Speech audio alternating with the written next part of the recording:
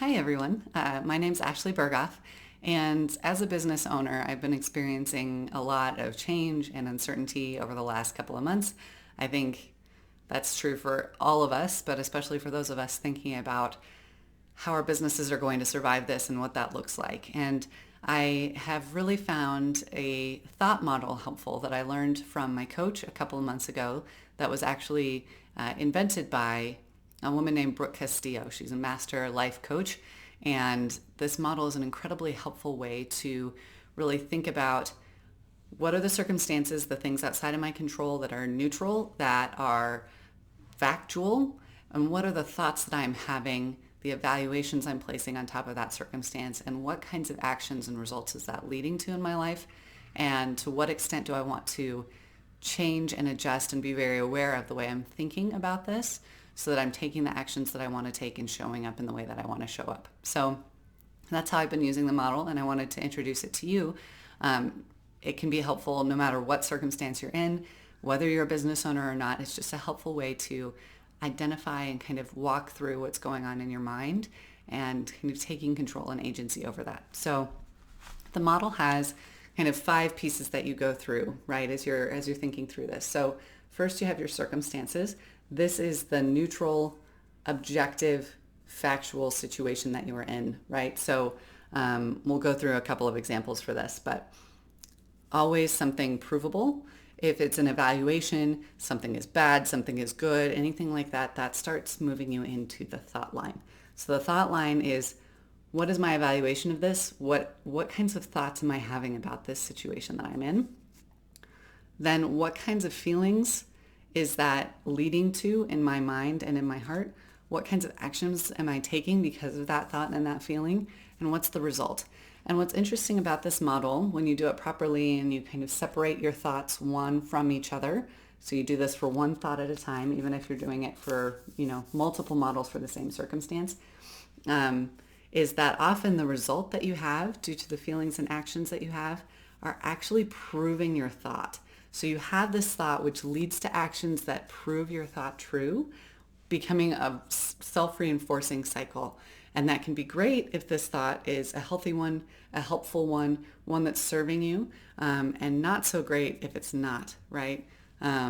So what we want to do is make sure that this thought is really solid, because that will impact the results that you're getting and sometimes even impact your circumstance, right? So let's use an example of a circumstance like this. COVID-19 affects small businesses. It has had an impact on small businesses already and will continue to do so for months to come. No one's really disagreeing with this idea. This is provable in a court of law, right? This is having an impact on small business, though what that impact exactly will look like long term may change. The thought that I could be tempted to have is that, wow, this is terrible. No one is going to want to buy from me anymore. What's that's going to do through the rest of the model is going to create a feeling of hopelessness. And then because no one wants to play a game they have no choice of winning, all of a sudden I stop marketing. Because why do I want to try to sell people things I'm already convinced that they won't buy? The result of no more marketing leading from this train is that no one buys, right? And then I find myself sitting back and saying, see, I was right. This is terrible. No one's buying from me, right? But what happens if I change this thought? What happens if I say, you know what? This is going to be hard. This is going to be really hard. But small businesses, because we're nimble, because for online small businesses like mine, we haven't been impacted quite as directly by the need to stay at home because we were home to begin with. We have this opportunity to be a beacon, to be a lifeline, to keep people employed, to keep the economy moving, to be bringing in money and then spending it in our communities, right? We have this incredible opportunity to help our economy recover, and that is an important kind of calling on small business right now. If I have that thought, all of a sudden my small business has a mission, has a purpose. My feeling is going to be determination. My actions are going to be my best work, my best creativity, my best marketing, my best delivery. I'm going to be doing my best work because I have this mission and this sense of purpose on my business. And then the result is that my small business can be what I want it to be, right? I can keep my team employed. I can,